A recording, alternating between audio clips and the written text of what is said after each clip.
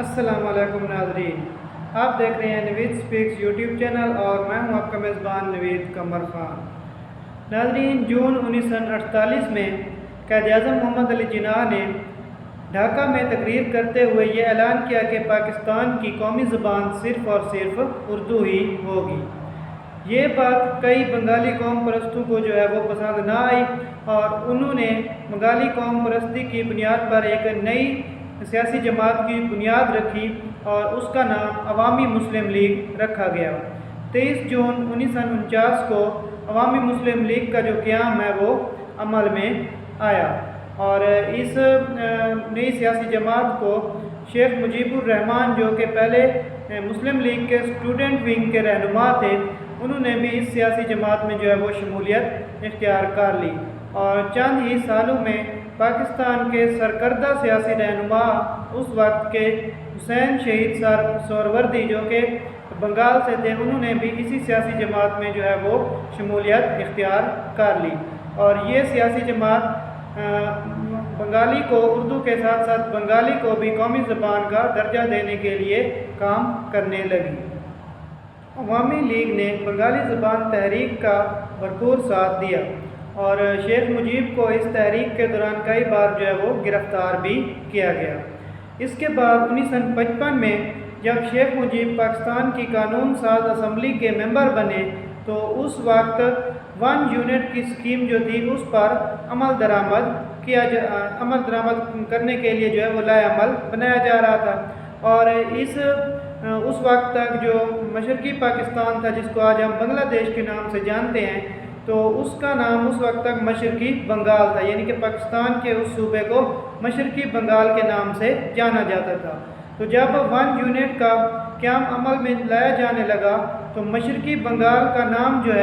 وہ تبدیل کر کے مشرقی پاکستان رکھا جانے لگا۔ تو عوامی لیگ اور شیخ مجیب نے اس بات کی وہ بہت زیادہ اس پہ مزاحمت کی اور اس بات کی مخالفت کی اور انہوں نے کہا کہ مشرقی بنگال ہی ہمارا نام ٹھیک ہے اور یہ ہمارے بنگالی کلچر کو وہ ریپریزنٹ کرتا ہے۔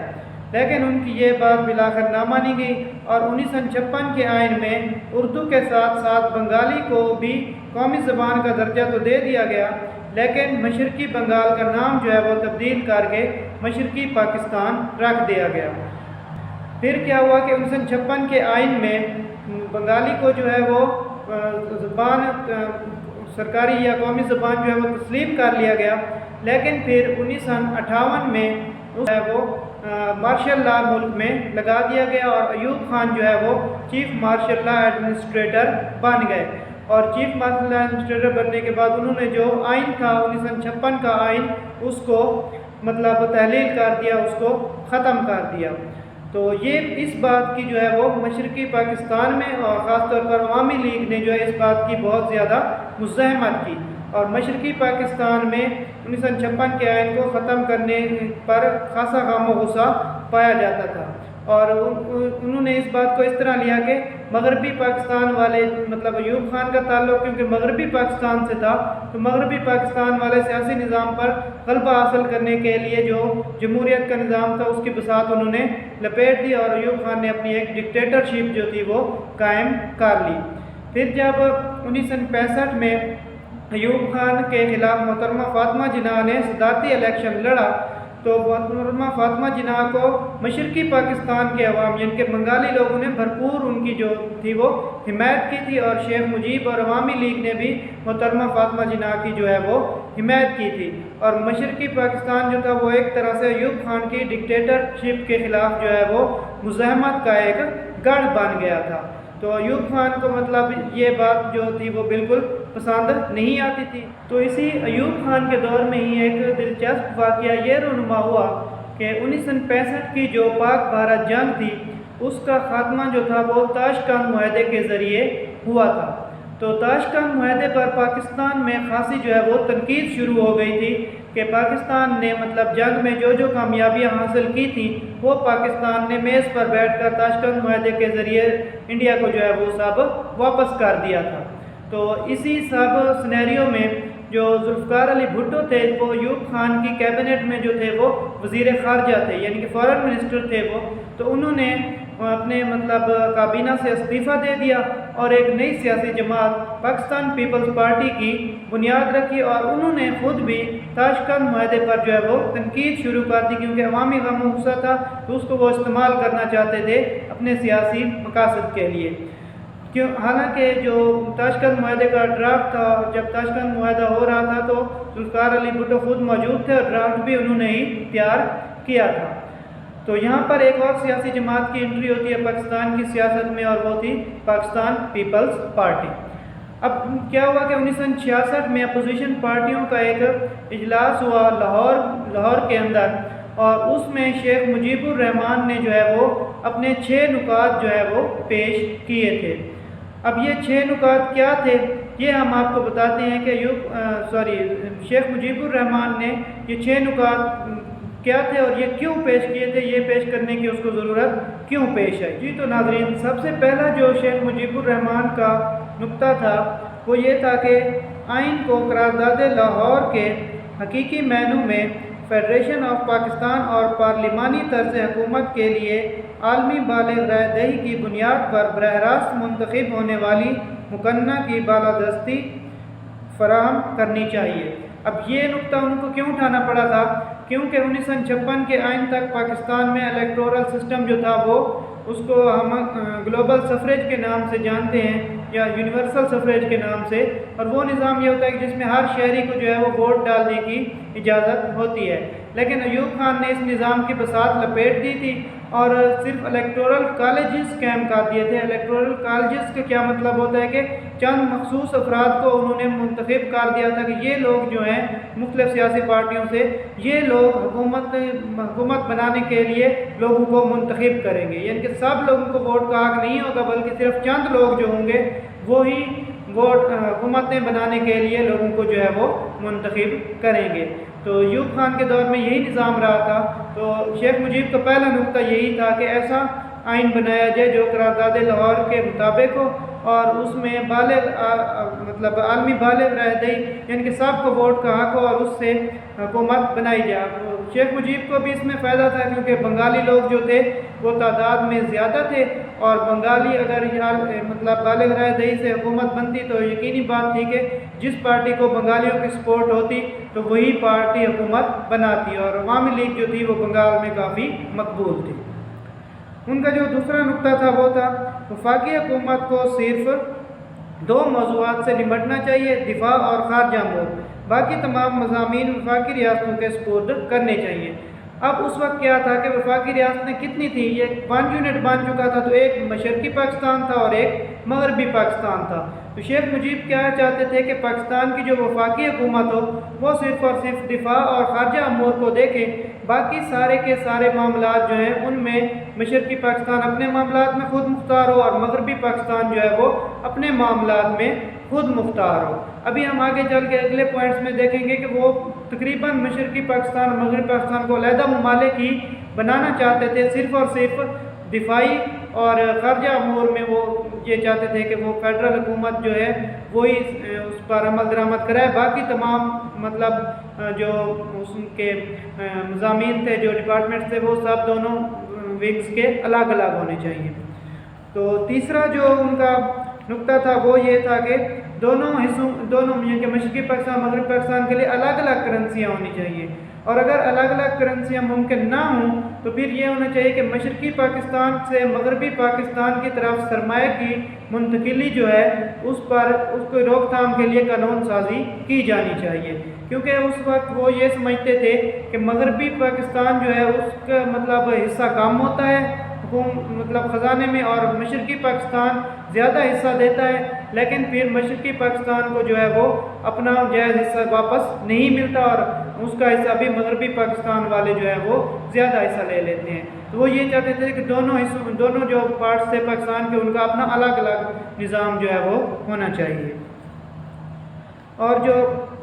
چوتھا نقطہ تھا ان کا وہ یہ تھا کہ ٹیکس لگانے اور وصول کرنے کا اختیار بھی دونوں یونٹوں کو الگ الگ ہونا چاہیے، ان کے مشرقی پاکستان اپنا ٹیکس لگائے وصول کرے اور مغربی پاکستان اپنا ٹیکس لگائے اور وصول کرے۔ اور جو 5واں پوائنٹ تھا ان کا وہ یہ تھا کہ مشرقی پاکستان اور مغربی پاکستان کے جو زر مبادلہ کے ذخائر ہیں وہ بھی الگ الگ مطلب اکاؤنٹس میں جمع ہونے چاہیے، اور مطلب جو مغربی پاکستان مشرقی پاکستان دونوں ونگ تھے ان کو الگ آزادانہ طور پر دوسرے ممالک سے تجارتی معاہدے کرنے کی بھی جو ہے وہ اجازت ہونی چاہیے۔ جو آج کل ہم کہتے ہیں کہ ہمارے زر مبادلہ کے ذخائر اتنے رہ گئے اور بنگلہ دیش والوں کے اتنے رہ گئے اور انڈیا والوں کے اتنے ہیں، تو یہی بات اس نے اس وقت کی تھی کہ مغربی پاکستان کے زر مبادلہ کے ذخائر الگ ہونے چاہیے اور ہمارے الگ ہونے چاہیے، کیونکہ وہ سمجھتا تھا کہ مغربی پاکستان کے مطلب زر مبادلہ کے ذخائر کم ہوں گے، ہمارے زیادہ ہوں گے، اور جو یہاں کے عمرانہ حکومتیں ہوں گی وہ ہم سے ہمارے ذخائر جو ہے وہ چھینتے رہیں گے۔ تو یہ بات وہ اس وقت بھی کر رہا تھا۔ اور آخری جو اس کا پوائنٹ تھا وہ یہ تھا کہ مشرقی پاکستان کو نیم فوجی دستے جو ہے آزادانہ طور پر اپنے پاس رکھنے کی جو ہے وہ اجازت ہونی چاہیے۔ تو 1966 میں جو ہے وہ اس نے یہ اپنے نکات جو ہے وہ مطلب پیش کر دیے تھے، اور ان نکات پر اسے مشرقی پاکستان میں بہت زیادہ عوامی حمایت بھی جو ہے وہ مل گئی تھی۔ یہ نہیں تھا کہ وہ مطلب پولیٹیکلی کوئی ویک تھا مطلب یا شر پسندی کر رہا تھا، بلکہ وہ پولیٹیکلی اپنے مقاصد میں کامیاب ہو رہا تھا۔ وہ لوگوں کو یہ مطلب اپنے بات ان کو سمجھانے منوانے میں کامیاب ہو رہا تھا۔ تو اسی بات پھر خدشے کے پیش نظر ایوب خان نے شیخ مجیب کو جو ہے وہ گرفتار کر لیا تھا۔ تو جب 6 نکات کے بعد ان کو گرفتار کیا گیا تو مشرقی پاکستان میں کافی زیادہ احتجاج ہوا، اور عوامی دباؤ کے پیش نظر پھر اس کو انہوں نے رہا کر دیا، اور پھر ان کے ساتھ راولپنڈی میں جو ہے وہ مذاکرات کیے گئے۔ ان کے پہلے اسی کو گرفتار کیا ہوا تھا، پھر اسی شیخ مجیب کے ساتھ مذاکرات کیے گئے، لیکن مذاکرات میں بھی کوئی قابل عمل حال جو ہے وہ نہ بن سکا۔ اب اس کے بعد بات کرتے ہیں، سیدھا ہم آتے ہیں 1970 کے انتخابات میں۔ دسمبر 1970 میں پاکستان میں عام انتخابات کا انعقاد ہوا، تو عوامی لیگ جو تھی انہوں نے مشرقی پاکستان میں جو ہے وہ سویپ کر دیا تھا۔ سویپ کرنے کا یہ مطلب ہے کہ مشرقی پاکستان میں کل 169 سیٹیں تھیں قومی اسمبلی کے لیے، جن میں سے 167 سیٹیں جو تھیں وہ عوامی لیگ نے جیت لی تھیں، اور ٹوٹل کل پاکستان کی ٹوٹل 300 سیٹیں تھیں۔ تو 300 میں سے آدھی یعنی کہ 150 سیٹیں چاہیے ہوتی تھیں حکومت بنانے کے لیے۔ تو جو عوامی لیگ تھی وہ تنہا بغیر کسی پارٹی کے مطلب بغیر کسی پارٹی کے ساتھ اتحاد کیے وہ تنہا حکومت بنانے کی جو ہے وہ پوزیشن میں آ گئی تھی، اور اگر وہ کسی اور پارٹی کے ساتھ اتحاد کر لیتے تو ان کو 2/3 میجورٹی جو ہے وہ بھی حاصل ہو جاتی۔ تو جو مغربی پاکستان تھا یہاں پر پیپلز پارٹی نے 85 یعنی کہ 85 نشستیں جو ہیں وہ حاصل کی تھی۔ تو یہاں سے اصل جو تنازع تھا وہ یہاں سے شروع ہوتا ہے۔ اب یہاں پر کیا بات تھی، کیونکہ جو منشور وہ اپنا دے چکے تھے 6 نکات کی صورت میں شیخ مجیب، تو مغربی پاکستان کے جو سیاستدان اور فوجی لیڈرشپ تھی وہ اس پر عمل درآمد نہیں کرنا چاہتے تھے۔ وہ چاہتے تھے کہ یہ جو ہے شیخ مجیب کو اگر حکومت مل گئی تو وہ یہ سب الگ الگ کر دے گا، تو وہ یہ سب روکنا چاہتے تھے۔ تو فوجی حمایت جو تھی وہ پیپلز پارٹی کے ساتھ چلی گئی، یعنی کہ ذوالفقار علی بھٹو کے ساتھ۔ تو ذوالفقار علی بھٹو نے بھی پھر اس کو اپنے مقاصد کے لیے جو ہے وہ استعمال کیا، اور اس وقت 1962 کا آئین لاگو تھا پاکستان میں۔ تو 1962 کے آئین کے تحت یہ تھا کہ جو لیجسلیٹو اسمبلی کا اجلاس ہوتا تھا وہ کراچی میں نہیں بلکہ ڈھاکہ میں ہوتا تھا۔ تو اب الیکشن کے بعد حکومت سازی کے لیے سب کو مطلب اجلاس میں شرکت کرنے کے لیے ڈھاکہ جانا تھا۔ تو ذوالفقار علی بھٹو نے یہاں پر کہہ دیا کہ مغربی پاکستان کا کوئی بھی سیاستدان جو ہے وہ ڈھاکہ اجلاس میں شرکت کے لیے نہیں جائے گا، اور جو بھی ڈھاکہ جائے گا میں اس کی ٹانگیں توڑ دوں گا۔ یہ عام ریکارڈ ہے کہ ذوالفقار علی بھٹو نے یہ بات کی تھی، اور مغربی پاکستان سے صرف ایک سیاستدان جو تھے وہ مشرقی پاکستان ڈھاکہ گئے تھے اجلاس میں شرکت کے لیے، اور وہ عبدالولی خان تھے ANP کے۔ تو صرف انہوں نے وہاں پر جا کر شیخ مجیب سے ملاقات بھی کی، اور وہاں انہوں نے مطلب اجلاس کے لیے گئے، لیکن اجلاس تو نہیں ہو سکا کیونکہ یحییٰ خان جو اس وقت پاکستان کے حکمران تھے انہوں نے اجلاس کو جو تھا وہ ملتوی کر دیا تھا، وہ اجلاس ہونے ہی نہیں دے رہے تھے۔ تو اس کے بعد کیا ہوا کہ ذوالفقار علی بھٹو اور یحییٰ خان دونوں مشرقی پاکستان ڈھاکہ گئے شیخ مجیب سے مذاکرات کرنے کے لیے، لیکن ان کے مذاکرات بھی جو تھے وہ وہاں پر ناکام ہو گئے۔ پھر تقریباً دسمبر میں یہ انتخابات ہوئے تھے اور مارچ تک جو تھا وہ اسمبلی کا اجلاس ہی نہیں بلایا گیا، اور آخر میں کیا تھا کہ انہوں نے اعلان کر دیا کہ یہ ہم اسمبلی جو ہے وہ ڈیزولو کر رہے ہیں، یہ حکومت ہم ڈیزولو کر رہے ہیں، اب نئے انتخابات ہوں گے۔ تو یہ بات جو ہے یہ مشرقی پاکستان کے سیاستدانوں کو جو ہے وہ نہ بھائی، اور شیخ مجیب نے جو ہے وہ ڈھاکہ میں ایک تقریر بھی کی تھی، وہ بہت مشہور تقریر ہوئی، اور اس کے بعد انہوں نے اعلان کر دیا تھا کہ مشرقی پاکستان جو ہے وہ اب سے الگ ملک ہے، اور اس کو اب ہم بنگلہ دیش کے نام سے جو ہے وہ جانیں گے۔ تو اس سب کے بعد جو ہے، اور عوامی حمایت بھی ان کے ساتھ ہی مشرقی پاکستان میں موجود تھی۔ تو اس سب کے ساتھ پھر کیا ہوا کہ جو فوجی طاقت تھی وہ مغربی پاکستان کے پاس تھی، تو انہوں نے مشرقی پاکستان میں فوجی آپریشن شروع کر دیا، کریک ڈاؤن شروع کر دیا۔ تو اس موقع پر جو ہے وہ شیخ مجیب کو اریسٹ کر لیا گیا، ان کو گرفتار کر کے پاکستان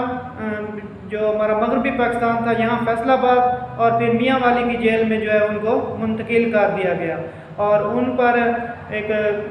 کیس بھی چلایا گیا جس کو اگرتالہ کانسپیریسی کیس کہا جاتا ہے، کہ انہوں نے بھارت کی جو ریاست ہے تری پورہ وہاں جا کر وہاں کے شہر اگرتالہ میں بھارتی ایجنٹوں سے ملاقات کی ہے اور ان کے ساتھ کانسپیریسی کی ہے پاکستان کو توڑنے کی۔ تو یہ کیس ان پر چلایا گیا تھا اور ان کو موت کی سزا جو ہے وہ بھی سنا دی گئی تھی، لیکن ان کی موت کی سزا پر عمل درآمد جو ہے وہ 3 بار یعنی کہ ملتوی کرنا پڑا حکومت کو، اور ان کو موت کی سزا حکومت نہیں دے سکی۔ اور ادھر مشرقی پاکستان میں جب فوجی آپریشن شروع ہو گیا تو انڈیا نے جو ہے وہ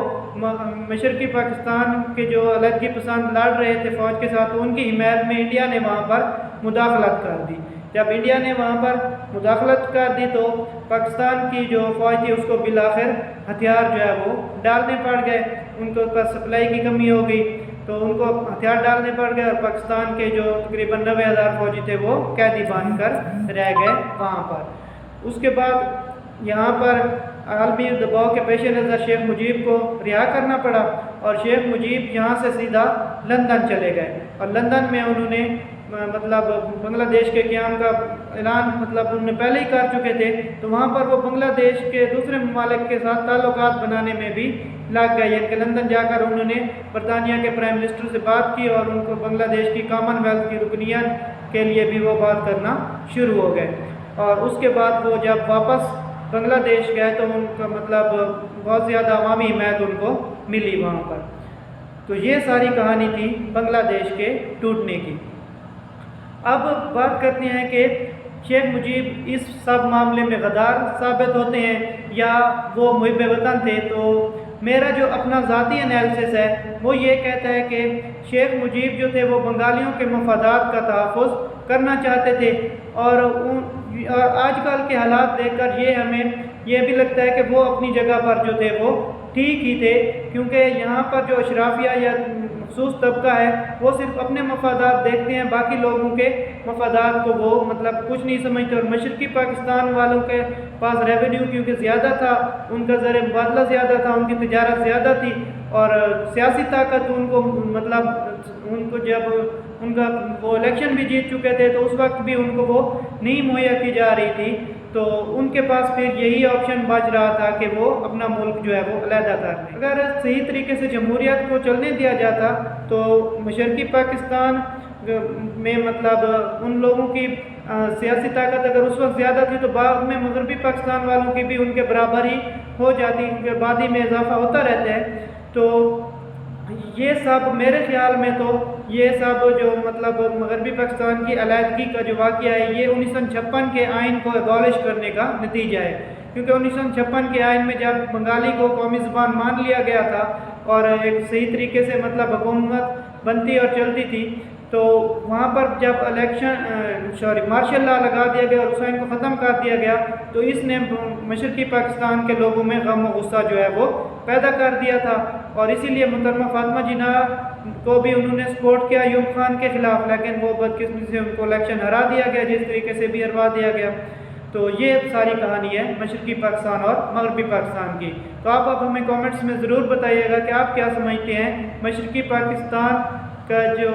علیحدگی ہے اور شیخ مجیب الرحمان ہے تو وہ اس ساری کہانی سے کیا ہوتا ہے, وہ غدار ثابت ہوتے ہیں یا وہ ایک محب وطن سیاستدان ثابت ہوتے ہیں جنہوں نے مشرقی پاکستان کو جو ہے وہ کچھ لوگوں کے مفادات کا شکار ہونے سے بچا لیا. تو یہ آپ اب ہمیں کامنٹس میں ضرور بتائیے گا. شکریہ.